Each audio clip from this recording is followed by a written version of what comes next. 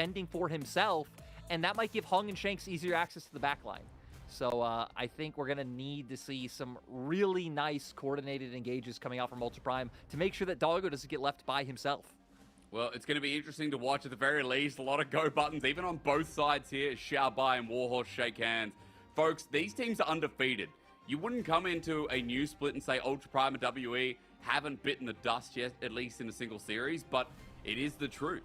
Now, you can look at their relative opponents and you can say they haven't versed anyone who was previously in the top 4 before. Ultra Prime, it was AL, it was FPX, and now WE. Where WE, it was only AL on the other side that they took a win. But still, wins are wins and zeros are zeros. And right now, these teams are sitting with zeros in the loss column. As Ultra Prime and WE go up against each other, it is the battle for the middle of the table to start signifying your place here in the LPL 2023 Summer Split. The split that rolls into Worlds. As we got ourselves a lot of big-bodied men. There is at least 500 kilos of body weight between these two teams running into Game 1. Sorry, 5,000. I was going to say, it's going to be a lot more than that. Like, my God, Malphites, Graguses, Wukongs, Vi's, Scions. We just have so much going on right now. Remember, that just turned into Unleashed Teleport 5 seconds ago, Lyric. So the timing exceptional, but can WE get in? That's the biggest thing. Explosive cast. Hello, free jungler. The all-in from Hung to turn it around. Iwandi, though, not going to die, but the unstoppable force. Massive there. Somehow the Janna ult moves the 86-ton giant, but still, first blood goes over to Ultra Prime as a rocket. Flies. Forge. He's not going to be denied. Herald sitting there, taken away. I think in the end it does still go to Ning, but first blood as well. That's the perfect icing from Ultra Prime. Right, and I mean, hell, we just saw in that fight so much CC to be able to go through. Now we need to keep our eyes on Ning and see where he does end up dropping it. I actually don't know if this is one where we need to have much of a guess, because I don't expect you to be able to have a need to drop it topside for Malphite. He's getting pushed in. Same going for Gragas. Sure, your bot lane is getting pushed in, but Ophelia is really the only person where it would make sense to give any of that gold over to. But at the very least, gold still given in some regard. Yeah, no assist kind of sucks, but we'll have a look and see if any action brews after this, because WE is starting up the Dragon. Ning on the wrong side of the map right now, Lyric, so it does feel like WE are going to be shaking hands here a little bit. And you look at the last fight, even though it was a win for Ultra Prime with Herald included, WE is still up by 1,000 gold. And all of it just coming from the lead that their laners are finding, right? I mean, especially Cube in that top side, doing a nice job, sitting about 20 CS above his counterpart. As we're going to get to see here exactly what went down. WE late to the punch when they should have had tempo with all the prio in their lanes. Dodges out on the knockup from Hung, but still big Malphite ult to make sure that things go down. Then instantly into more CC. I believe it was from Sword Art as well. And with just nowhere to go, we see Hung get taken down so quickly. Doggo, if he gets this turn, we might finally get it. I told you, we were waiting for it. I want to get a bit of movement speed with the heal, but double cyclone should be there. Quick ulti flash. Iwandi. And on the backside, Sword Art was caught out. Hung and Shanks, the two-man unit from the mid jungle, make short work as Ultra Prime now try and progress forward. Ultra Prime, the team that ends up losing a member, also losing out massively in their solo lanes. We see Shanks now, but in top side, Cube was all the way proxying, like, up towards the inhibitor. Now gets to walk back, finish this turret off, extend his CS lead even more. And remember, Ultra Prime's comp isn't very damage heavy. So the stronger Cube gets, it's going to be meaningful, because you're really only going to have one source of damage hitting that front line. As we see here, Ning goes in, but of course with things like the heal coming out, great choppers from Hope, just no follow-up, able to come out from Iwandi with the clutchest flash to make sure that he gets the hell out of dodge. He's a dead man. See, Sword Art, it's too late. Harry just ultis in. Shanks, he doesn't want to burn too much. Tippers will come out, but no flash. Nothing of the sort to try and waste some time. Everyone commits. Ning picks up the kill, but it is still a kill. While I will say, again, traded positively, because Cube is playing World of Warcraft down here. Yeah, at this point, you might as well go like one of the sillier Scion builds. You know, like you pick up Hullbreaker. Who knows? Who knows? Maybe even get some AD items. I don't know. I don't know what Cube's like brain's gonna be cooking up, but just completely commit to the split push and be that annoying Scion in solo queue that just continuously dies but takes everything in the enemy base. Dude, he's got a bounty as Herald gets spawned in the mid lane. Guess who's joined in? The level 13 shredded Arnold Schwarzenegger top laner, but ignore that. Chompers are down. Hung's engaged. Gorgeous. WE pick up a kill, and it's on to Hope as Cube sends Forge over the wall. Herald gets another charge, and he just walks up to the turret. Does he care? Nah. He'll ulti out of there with Forge's ulti in the mix and just chill. Not wanting to do it, considering that Cube was the only one in distance of like any CC to be able to come through. But even heavy trading onto him is flank. Why are we engaging on the side? Harry going to be knocked up and spun out. The backline access onto Ning. Down goes the jungler. Doggo getting a good ulti off, but look again! Is that Balsam in the back line? We've got to roll up his lore as Cube just runs in. He doesn't die. Ultra Prime can't do a thing. No, this one is just, again, no damage, a bunch of meatballs. Sadly, by Ultra Prime, I feel like it's only going to get harder and harder. But WE now going to be able to convert this into a Baron. We'll see if Forge and Doggo are even going to opt in to come, like, trying to do anything a little bit cheeky, but seems like no. I mean, it would be hard to try to steal away the Baron with, like, a Gragas Q or something, but it definitely won't happen if you don't try. So I'm a little bit disappointed in you, Forge. Yeah. You could have done great things. I mean, Ultra Prime maybe could have done great things because this game is just slowly but surely going towards WE as we look at this fun replay again. Yeah, we're going to see the engage comes through, but the big thing being Shanks onto the backline. 2 flashes forced out means Ning goes down right away. And then there he goes. Bam! Gets the CC knock up onto Sword Art as well. Doggo does manage to get away in the end with things like the Ghost, the Flash, the Gale Force, everything having to be used. Look at him.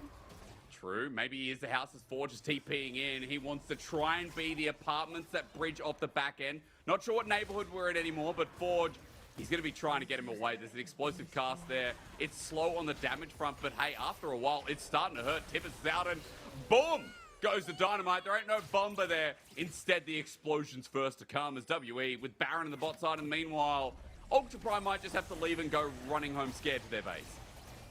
And it seems like WE have just found a style that suits them in this new meta. Like, they're happy to play out slow. They have strong laners, and they're able to deliver and really just slowly whittle away at their counterparts. Just recreating what they did in their first series beautifully here again. Well, I have to say, this series, or at least the start of it, has just turned into like an LG advert because their sponsored post on Google is saying, entertain like a baller. I don't know how in tune they are with the esports community, but I feel like that's the first step. So LG, if you're listening, nice sponsorship as oh! The reaction time from Hope is gorgeous. You know, Harry wouldn't have got much out of it anyway, but still, Hope showcasing his JDG style as this WEAD has just had a chill-out game, along with the rest of WE here in this game. It's been steady, but we know in the end, the tortoise always wins the race. Yeah, Hope showing us why him and Iwandi were such a touted duo coming into this year and why people were excited for this WE roster. Time to see if Ultra Prime, Ning gonna go for it? But Hope is out yet again. Ning is dead once again. WE not even sweating at this point. It's probably time to go and get a snack, get some dinner, because if the next game looks anything like this, WE are chilling here as they continue undefeated up against Ultra Prime in game number 1. You know, I've thought about it, and I feel like the upgrade from a fridge should probably be a rice cooker. The problem is, I feel like WE have like a top 2 pick in each role so far. Milio, the most coveted support with Yumi. Cassante, the most coveted top laner. Annie, the second most picked mid laner after the Nico. Aphelios, like, I guess, second set of 80 carries after the Zeri's off the table. Seriously, WE have like everything you would love to have in this meta. I guess outside of jungle, but hell, they could have gone towards the Wukong. They already have good enough sustain in frontline, so ended up going with the Viego, get more damage, get more resets, set up for those fights better. I mean, again, for WE, getting these picks is just through draft. We're already saying Cassante and Milio just given over willy-nilly for the 5 first pick. Ning, what can he do with this pick? What can he actually achieve here in this game is going to be the biggest question, because you've sacrificed so much to get so little. As you said, Ultra Prime, their bottom lane have an opportunity through the laning phase. We'll see how they go there, but Ultra Prime weren't able to get much done. No proactive nature from Ning, and I'd say the rest of the team in game number 1. Let's hope things change here, because UP were 2-0 coming into this, but WE may have their number as Incheon, they look to continue their win streak. And yes, I said win streak. It's been 2 games, it's been 2 individual games, 1 series, but hey, a win is a win as we get ready to drive onto Summoner's Rift yet again. And I have to say, WE were looking pretty clean in game number 1, apart from Hung missing some Q flashes. Everything else went pretty cool. Yeah, WE looked, again, you said it best, they were just cruising. They were just able to chill in game 1. They were able to chill in their first series. Really haven't been pushed just yet. But hopefully with the small adaptations Ultra Prime had made, again, they should at least be set up a little bit better this time around. The place, I'm afraid for them, once again, is the early game. What can they do? You don't have a lot of setup for your lanes. Just a bunch of CC, no real damage to be able to convert. So I'm afraid if WE get the ball rolling first, they just might be able to bring it home. I always love Xiao. Xiao has the most heroic back throws as well. Like, I'm not sure if we've had Terracotta Warriors there yet, which is their place, but a lot of beautiful structure. He's interrupting the joke. Ning. Oh, no. Just a bit of a trade. Luckily, it happens early enough to where he will be able to recall, get back on the map, have that HP, you know, like not right before his camp spawned, which... And start a fight. Cameraman, take us there, because Ning is just going to get invaded on. There's a smite available for Hung. He gets it. Ning, I would not fight this, especially not versus the Viego flood. Oh, he does an auto! Hung, why? He did an auto. Ning gets away with his life. Flash for flash. Yeah, also the mental victory. God, that hurts. Let's watch again. Hung versus Ning. Close action. Hey, at least it's not as bad as Kanavi invading Tarzan the other day and actually getting 1v1 himself, as we're going to see here. Goes through, Q comes out. Goes, God, though. You're right, it actually hurts worse the second time watching through. You feel bad for WE, despite the fact that they came out ahead in that play. Let's not let that deter us from the fact that Hung is still the winner, where he kind of just went in, ran it down, and let's hope that's not happening here. Level 4's hit, bit of health bar coming through as he wants to re-engage onto Ning. Got the health, the flash from Shanks. Mid-priority is a dream, as now you have yourself a Q to get out, but Forge ain't gonna let him. Flash body slam, and it's a trade of junglers going down for first blood mirrored. Rated as highly as him. Another one is... Can you 1v1? No, you do need your mid laner. Herald's Eye's gonna be hit, he gets it anyway. Hung gets the eye, but is he gonna be able to pick it up? I mean, Ultra Prime are trying to zone him away, but guess what? More members are coming through. Ultra Prime need the backup. I'm surprised. I'm really surprised that they didn't look for it. I mean, you had your unenclosed spy, I guess maybe afraid of Harry being able to potentially join up a little bit faster, but honestly, maybe even if someone like the Viego goes down there, I don't know if that would really be the end of the world. Being able to use that to get some plates would have been nice. We're going to see here some nice trading to come out early on. Harry has no mana, gets the knockback, which sets up for the all-out to come through. Harry tries to ult away, but Cube does manage to block that one. And another Q coming through with the flash just seals the deal. But it was really that first knockback into the all-out which allowed all of that to happen. And it was still just a beautiful syncopation from Cube. Stolen again. Hello, Wolves. Ning, those are not yours. Here's Shanks, gets the stun, Tibbers down, stun up, Heartbreaker, easy kill. This is their jungle. They still might be fine because with WE opting for Shanks to go bot, he's the member with no TP, right? Had the Cassante already been here, it'd be fine. You send Annie up towards top side, but they're realizing they can't go for it. They're going to look for the dive. Ooh, Forge might be in a bit of trouble. The flash comes through, stun still there. The Heartbreaker and the damage enough. The chase potential just insane as Shanks gets kill number 3. Oh. Meanwhile, on the other part of the map where they don't have a jungler, Doggo almost dies. Stop giving Miliona teams, honestly, the rage, insane. The range coming through the Moonlight Vigil was expended a lot. Meanwhile, this Cassante just chilling with the rest of them. Harry's ulti might hurt, his explosive cask is there. Cube doesn't have flash. Is he gonna die? No, he's shielded up, ulti comes through. Okay, there we go, the all-out tries to get out. Doggo just gets a free kill. WE, do you know what you're doing? No, and honestly, once again, I need to praise Ultra Prime because they're really thinking about all the ways W wants to play, and they're always conscious of the flank. Let's see if I just cursed it, and if they're ready for Shanks this time around. Oh, Hung's got to do quite a lot here onto Forge. He just almost gets caught out, rooted up. There's the ulti as well. Shanks' angle is so good. Doggo and Sword Art burning down as he goes golden. You're right, you may have cursed them because Hung is getting reset after reset. The body slam, the heartbreaker to follow through. Doggo's next on the menu, boys. And just like that, WE finally pounds. They use that gold lead well. They've got themselves a free Baron with an Aphelios, as this looks to be back in their control. Great play coming from Shanks, and a tragedy for Ultra Prime. Seriously, think about how well they've done to dodge this Annie at, like, all times, right? The mid lane turret, where we're wondering with the Diving Raptors, they have the ward there, so you can play to the opposite side. Ning going and checking when he is trying to wrap around. Bot side River, the same thing. But one opening is all you need, and hell, that's why we question leaving over Emilio, Cassante, Annie for the red side team.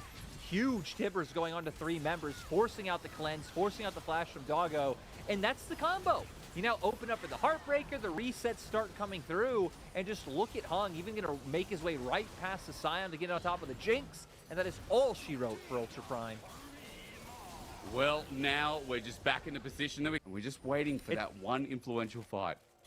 Yeah, WE, I mean, W are trying their damnedest to find a flank, right? Hung trying to wrap around from one side, Shanks trying to wrap around from the top side. Ultra Prime still just not giving it to them, using things like their scrying wards behind them to make sure nothing comes through. I would say difference maker could be the fact that Hope has a stopwatch and Doggo doesn't, and like small things like that could really like turn in your favor, Shanks! Oh my God! We were waiting. We're like, dude, finally, let's do something. There's so much up on gold, and finally Shanks gets the angle to end it all. It feels like left in the middle is Harry, the rest of the team carried by the Pirate King in Shanks. Man, he taught Luffy well. Yeah, oh my God, perfect opportunity to come and find this, and now just gonna be able to look for the end. Off of that, we have been sitting A-ramming for a while. We haven't been able to do anything, but all of a sudden, it's a 2-0. Shanks MVP again, brother. There ain't no way you're not getting it. Yeah, I'm not gonna be able to find it, but I still just cannot believe how, like, it just looked like you were saying. We're gonna A-ram, we're gonna stare at each other, like Shanks and Hung are both trying to angle for the flank. But finding that out of nowhere, really only having a split second to be able to get the pick. And it's why we said this is the guy that WE have built around, despite having, you know, players like Hope, Iwandi, now even like Cube having a bit of like name value behind him. I still believe consistently Shanks has shown to be, you know, the top performing player on this roster, but now surrounded by players of his caliber, surrounded by up and coming talent like Hung, who